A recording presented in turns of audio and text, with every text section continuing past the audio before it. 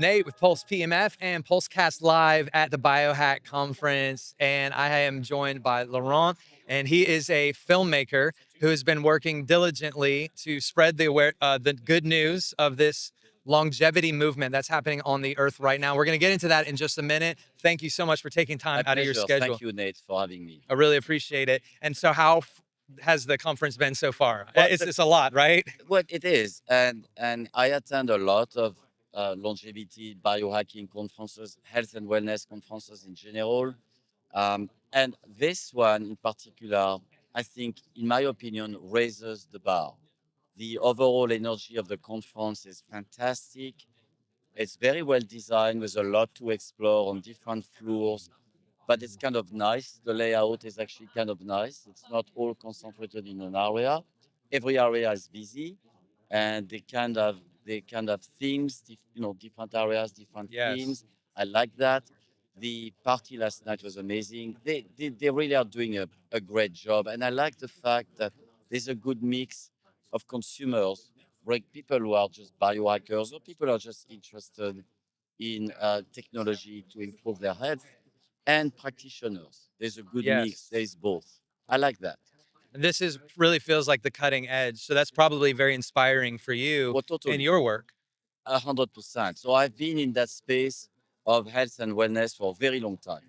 I spent about 25 years in the chiropractic profession, with organizing seminars for chiropractors, and we had created a patient education software program called the MediaDoc system. So being involved in chiropractic for many years, uh, we were attending tons of conferences. And then I started doing films when I started my video and film production company 15 years ago in Vancouver. In the course of producing videos, I've also directed and produced 5 documentaries, feature length, an hour and a half each. 3 of them in the space of health and wellness. So the first film is called Your Second 50, Rising Above the Fears of Aging. That's a film that we did 11 years ago. We filmed it in 6 different countries. We went all over the world. Wow. Big names in the film, like Dr. Bruce Lipton, Dr. Daniel Amen, Naomi Judd, Dr. Fabrizio Mancini, and many, many more. Then I did a music documentary with Robert Trujillo, the bass player from Metallica, Oh, a music wow. documentary on a famous band from France. Then after that, I did a film on chronic pain. That was a big topic for me that I wanted to find, expose people to new solutions when it comes to chronic pain, to help them think outside the box and give them hope that even though they thought they tried everything, no, they haven't. There are other solutions out there. So I wanted to inspire people to look at chronic pain from a different perspective and regain hope. The film is called On a Scale of 1 to 10. Then after that, I wanted to tackle the issue of concussions. So many people suffer from brain concussion, and we did a film called Open Your Eyes. Then I did a couple of other documentaries not related to health and wellness. And now I have been filming for a year and a half. Your Second 50, Listen to the Lion. There's a Mm. lion inside of you that wants to come out and express itself. We should listen to it. And I think it's never too late. That's So right. that's what motivates me to do Your Second 50, Listen to the Lion. I want to inspire people that they can have the best part of their life in their second 50. There's no reason to think you're supposed to slow down. There's no reason to think that you're supposed to give up on your sport that you love, or that you're just not going to have a great quality of life, a great experience of life in your second 50. Unfortunately, Nate, there is a lot of brainwashing in the outside world. We are told by our parents, we are told by society in general, our friends even. We are told by, like the expression, well, you're no spring chicken anymore. Right. We've all heard that. Yep. Maybe not you, because you're really young. I've heard people say it to others, though. Yes. Yes, and this is very negative talk that if you believe it, then the problem is that according to Dr. Bruce Lipton's biology of belief, your biology adapts to that belief, and you're starting to materialize to express a reality that you don't have to express. So this is why I'm doing the film. I want to change, if I can, at my small level. I want to change the dialogue around aging and the perspective that people have when it comes to chronologically advancing in age. Yes. I love that you're bringing this through film because a lot of this movement, it's the companies and the innovators that are having to do a lot of the promotion and the marketing Yes. and the communication. And there's a lot of people who are apprehensive and maybe even a little suspicious and resistant because of that, because they've been burned by companies and greed, and they've Yes. seen the bad side of humanity, Yes. and so they're very resistant to new at times. It's almost created like a paranoia in our generation. And so we need other mediums to be able to communicate something as important as this, especially when you're talking about health optimization and living your best life and not thinking the latter half of the life has to be like a decline. It's actually a swelling towards towards destiny. In fact, I've heard a lot of people don't even reach their full potential until they're past their A 40s. 100%. And then, of course, it's a cliche to say that, but you gain an amount of wisdom that gives you a different perspective on life. So in the film, we explore life from a physical standpoint, which is where Pulse PMF takes place in the physical realm of life. And I'm very honored to have interviewed Scott, the CEO of Pulse PMF, and to have your company represented. I'm a big believer in what you do. We need to keep our musculoskeletal system strong. It is our foundation. Yes. If we cannot fully express life and have a great experience of life if we have ongoing aches and pains, because it slows us down. It takes our focus and brings it somewhere else. So we need to have that strong baseline. What you're offering with Pulse PMF is a preventive and also a curative way of dealing with having a healthy musculoskeletal system and a good physiology that can that can withstand storms, and also when there is an injury for people who keep practicing their sport like me. Chronologically, I'm 70 years old and I still compete in table tennis at a fairly high level. I just competed in the US Open in Las Vegas just a few months ago in December again. So there's no reason to slow down. So in the film, we explore the physical, which is the foundation. And then Yes. we go into the mental with companies like BrainTap, Dr. Dale Bredesen, who is one of the top experts on Alzheimer, and a few other companies. Then we go into the emotional side of life, which I'm very fascinated with because we are emotional beings. We experience life emotionally through our senses. And if we have a beautiful experience, we see a stunning sunset and we take it in, and we want our wife to experience this with us, and so on. But if you have physical pain, it also interferes with that experience. Yes. So that's why the emotional side of life has to be also, how can I say, you have to have the physical side of life taken care of before you can really experience life emotionally at its best potential. And then we end the film on the spiritual side of life. I'm very fascinated with the having a, always looking at what are my values, what is my philosophy of life, how can I contribute, because as we have a limited time on this planet, and ultimately, what is it we want to achieve? I think in the early part of life, it's more about accumulating things, like buying the house and the cars and having material things that we accumulate. But Yes. then, later on, you realize that in fact all of that's not really important. Um, I live on my boat, all my belongings are in storage. I moved out of, we got rid of our house in Vancouver 2 years ago, 2.5 years ago.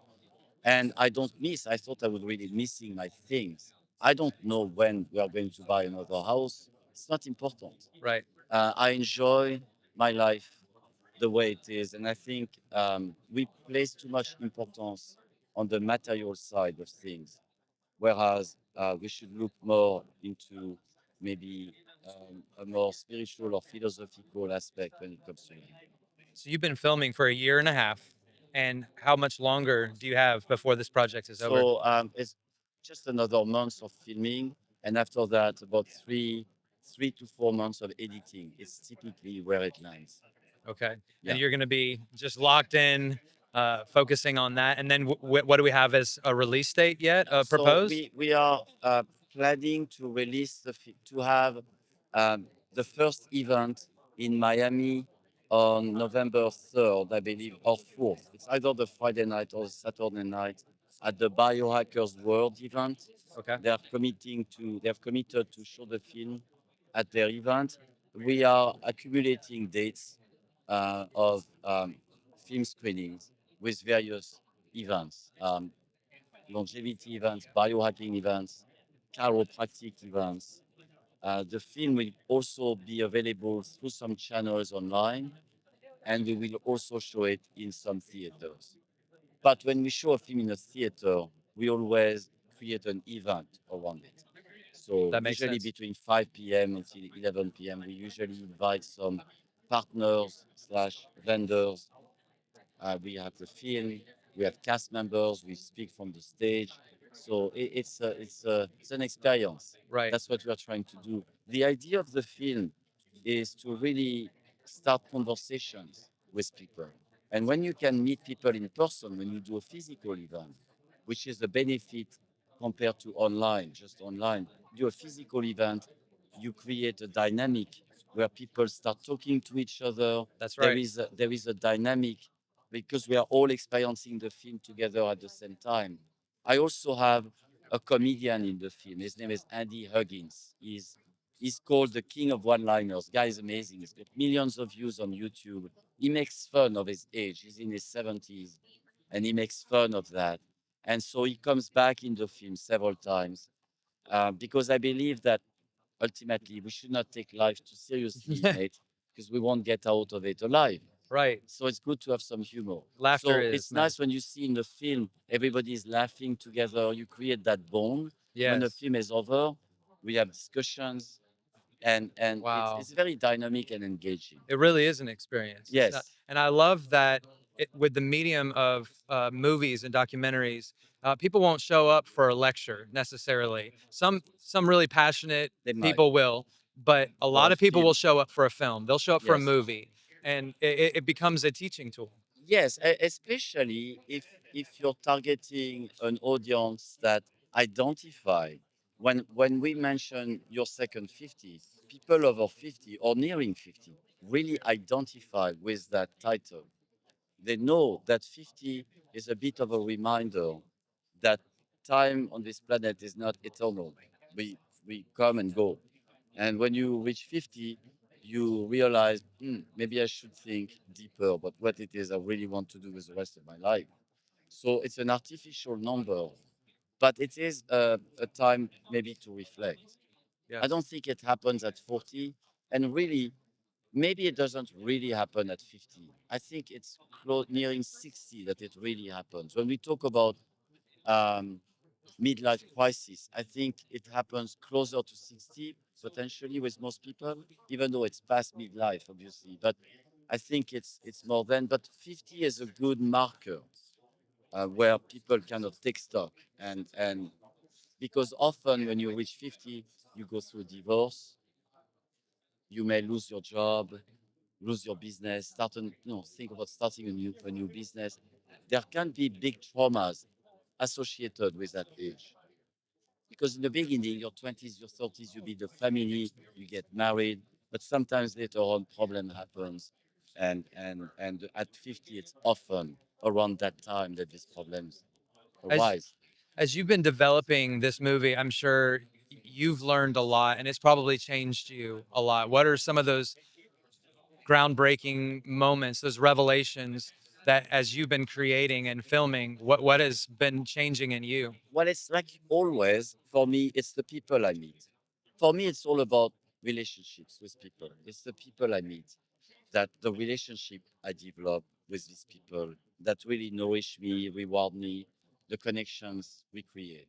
That is so stimulating when you do a project like that. What I've learned is something when I did the first your second 50, 11 years ago, nobody was talking about stem cells really at the time. Mhm. Nobody was talking about peptides, exosomes, things like that.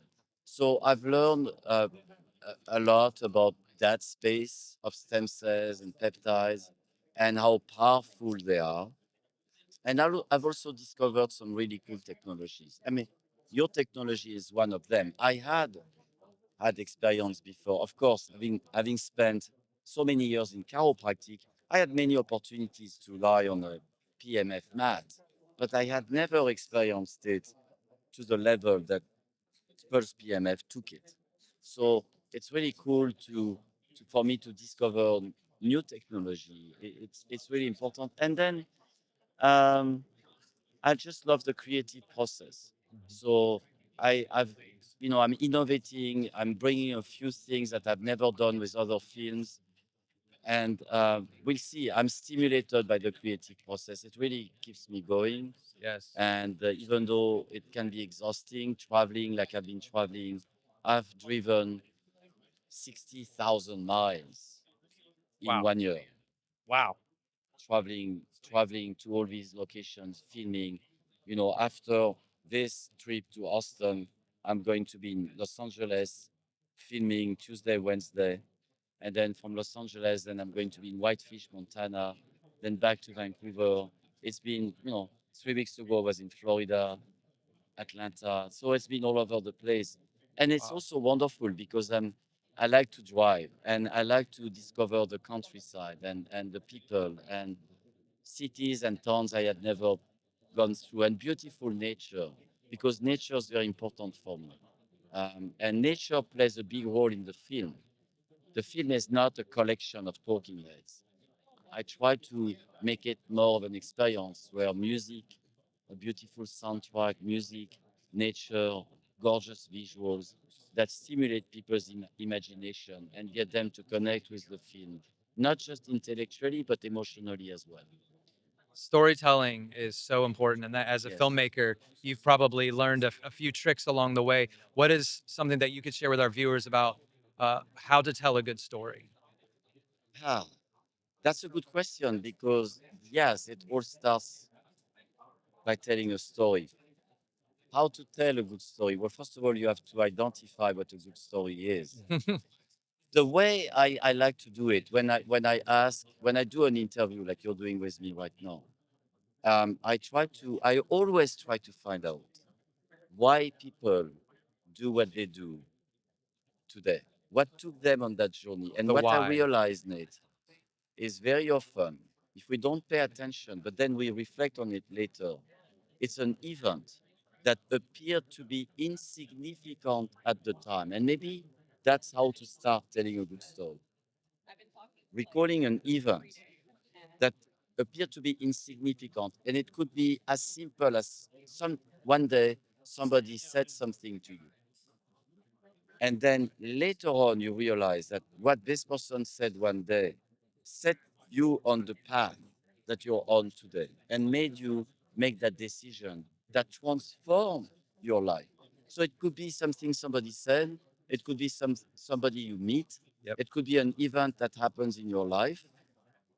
You were in a car accident. You have ongoing migraine headaches. You go to 12, 15, 20 doctors and therapists and nothing helps. And one day a friend tells you, you should go see my chiropractor. He does that technique. It's upper cervical. It's called NUCA or something like that. You should go see him. Maybe he can help you. You make an appointment, you go see that doctor, you have a transformative experience. You decide to become a NUCA, a chiropractor, a upper cervical chiropractor because of that. You know what? That friend who told you that day, maybe you should go see my chiropractor. He didn't know. But not only did it change your life and the trajectory of your, maybe you Yep. wanted to become an architect, but no, you become a chiropractor, a orthopedic. It didn't only change your life, but it changed the life of thousands of people that you're going to see in your Wow. clinic as patients. Tony knows that. The chiropractor, Dr. Tony, who works with you here on the team. That's right. I interviewed him. He knows that so many times chiropractors become chiropractors because of a single event. Again, something that appeared insignificant, friend telling you, and how profound it can be. So that's kind of how I like to tell a story, is to go back to where did it all start? The What why. happened? You know, what was the trigger? What was the spark that ignited your the journey that you're on today?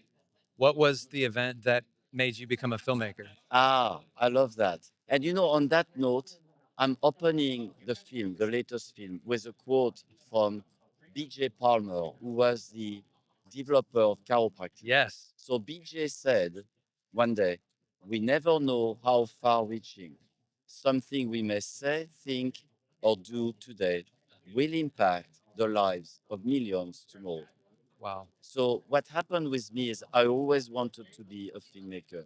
When I was growing up in France as a kid, I was 11, 12 years old. I was sneaking in movie theater, PG-13 sometimes, to see the movies that I had read about. I was buying the magazines and the film, the cinema magazine, and all the time I was passionate about cinema in the 70s growing up.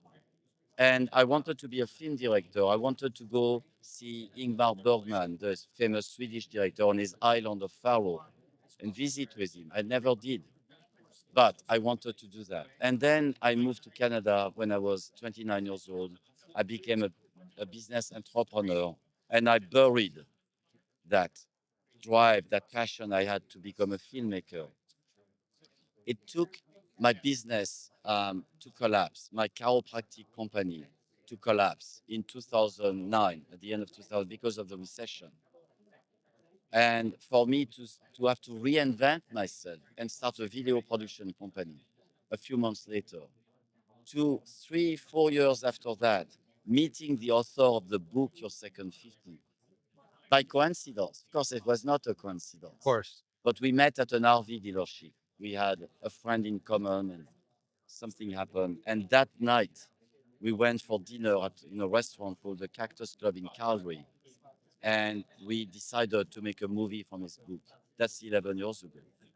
And we decided to do it. And a week later, we were raising the seed money to start filming, and we started filming almost right away. So it took me, I don't know, 30 years. Well, yes, pretty much. To become what I was always wanting to do. Never thinking that I would ever do it because I'd given up on that dream. Right. And now I've done, this is my sixth documentary. Wow. I wrote a screenplay for an actual movie called With an Open Heart. There's a beautiful cast. That film is ready to go, but we need to raise $1 million. I haven't been able to do that. So I set it aside and I decided to do Your Second 50 instead for now. Maybe I'll revisit With an Open Heart later. But now I am living my passion. And the lesson from that, I'm 70. So the less chronologically, because psychologically and biologically, I'm much younger than that. Yes. So the lesson from that, it's never too late. I don't want people to believe that if they had a dream when they were young, that because they are in their 50s, 60s, 70s, 80s, that they should give up on that dream. You can pick it up and and go for it at any time in your life. I love that. That is Never absolutely give up. inspiring. That is absolutely true. 100%. How can our viewers find out more? I'm eager. I really want to see this movie when it comes So out. thank you, Nate. So they can go to our website called, it's easy, your second 50 life.com. Yours. Your second 50 life.com. And it's all in words, full Okay, letters, so no no no five, numbers, it's no not five digits. zero. You actually spell Yeah, 50. that you spell it all Okay. out. Your second 50 life.com. And what about the previous movies that you made? Previous movies are not online. They would have to send me a message or an email Okay. for me to send them a private link. One of the film, though, is on a platform, the film on chronic pain. So if anybody in your audience is suffering from chronic pain or chronic disease, they should watch on a scale of number one to 10, number 10, on a scale of 1 to 10. And the film is hosted on a famous YouTube platform called Plant Based News, Okay. which has close to 1 million subscribers. And it's a fantastic platform. They have lots of documentaries. So, on a scale of 1 to 10, is on Plant Based News YouTube channel. I love it. Lauren, thank Thank you you so so much, much. Nick. I It appreciate was what a you're doing. pleasure. We need more like you. We need these kind of films coming out. This generation needs that information funneled as quickly as possible. So you're right on time and you're exactly what this generation needed. So thank you for Thank you bringing for that information here to the Pulsecast as well. Thank you so much for the opportunity. I enjoyed it. It's an honor. Thanks. Thank you. Thanks. Make sure you follow the Pulsecast as we're staying on the front row of the biohacking revolution. There's a lot on the frontier, and we're excited to bring it to you. We'll see you next time.